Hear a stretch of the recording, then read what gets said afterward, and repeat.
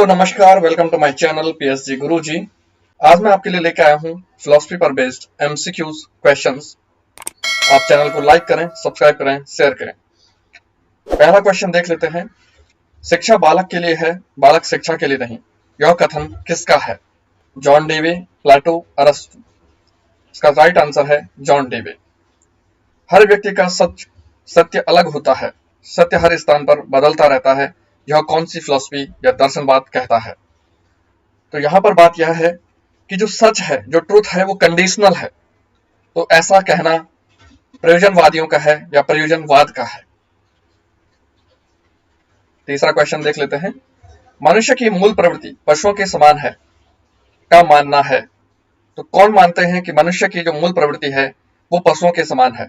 ये positive sense में कहा गया है। तो ये प्रकृतिवादियों का मानना है। जैसे कि पशु अपना शेल्टर ढूंढ लेते हैं, अपना भोजन ढूंढ लेते हैं, वैसे ही मनुष्य भी अपना शेल्टर, भोजन इस तरीके से ढूंढ लेता है। एमिल किसकी प्रसिद्ध पुस्तक है? एमिल रूसो की प्रसिद्ध पुस्तक है। The Republic, the law, the statesman किसकी प्रसिद्ध पुस्तक है? तो ये प्लेटो की प्रसिद्ध पुस्तक है। प्लेटो ने एथेंस में एक विद्यालय की स्थापना की, उसका नाम क्या रखा? प्लेटो established a school in Athens and named अकादमी। जो अकेडमी आज भी चलती है वो यहीं से लिया जाता है वो वर्ड। पॉलिटिक्स किसकी प्रसिद्ध पुस्तक है? पॉलिटिक्स फेमस बुक ऑफ अरस्तु। अफलातून नाम से किस दार्शनिक को जाना जाता है? विच फिलोसफर नोन एज अफलातून? अफलातून प्लेटो को कहा जाता है।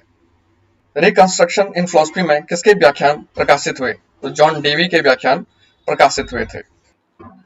डेमोक्रेसी इन एजुकेशन किसकी रचना है? तो ये जॉन डेवी की रचना है।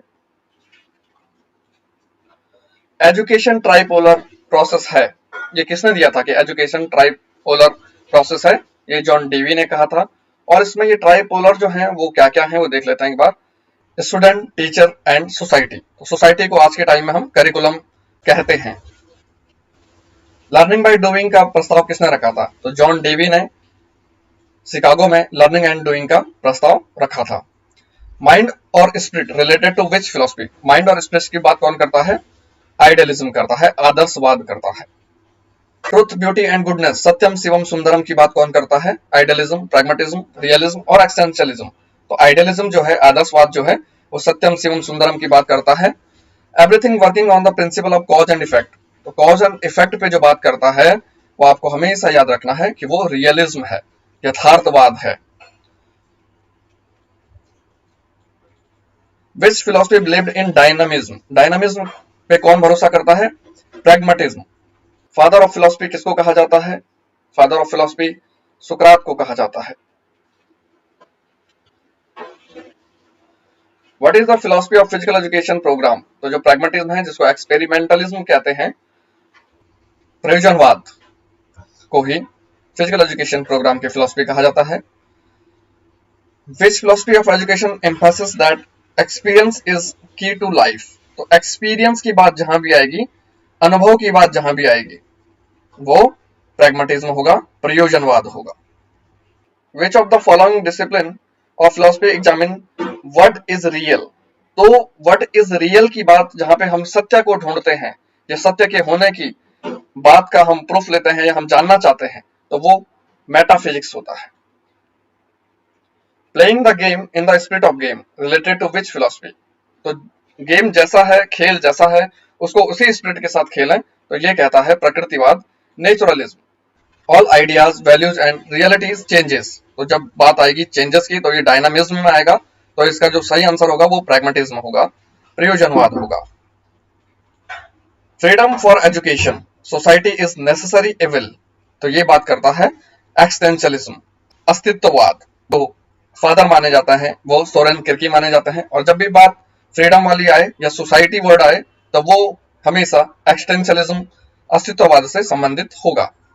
Making man good man by education is related to humanism, existentialism, realism और प्रैग्मेटिज्म। तो ये ह्यूमनिज्म जो मानववाद है वो कहता है कि एक इंसान को बेहतर इंसान बनाना शिक्षा के द्वारा, तो वो मानववाद का कथन है।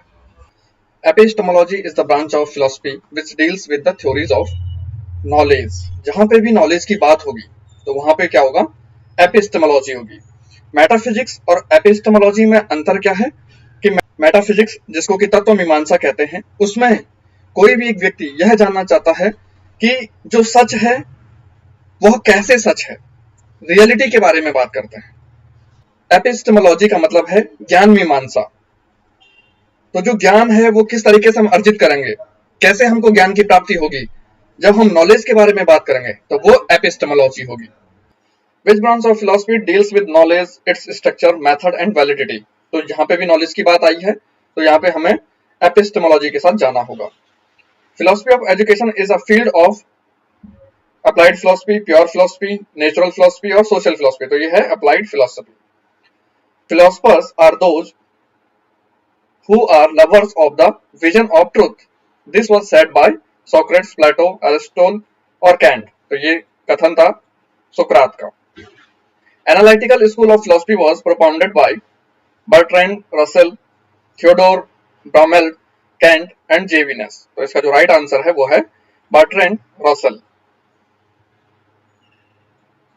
The study of the principle of being is concerned with। तो जब भी हम किसी के होने की या उसके सिद्धांतों की बात करते हैं तो वो है मेटाफिजिक्स, तत्व मीमांसा। यहाँ पे मैचिंग वाला है, मैंने इसके ऑप्शन नहीं दिए हैं, आपको ऐसे ही टिक लगा के बताने हैं। नेचुरलिज्म, तो नेचुरलिज्म किस पे बात करता है, रियलिज्म किस पे बात करता है, प्रैग्मेटिज्म किस पे बात करता है और आइडियलिज्म किस पे बात करता है।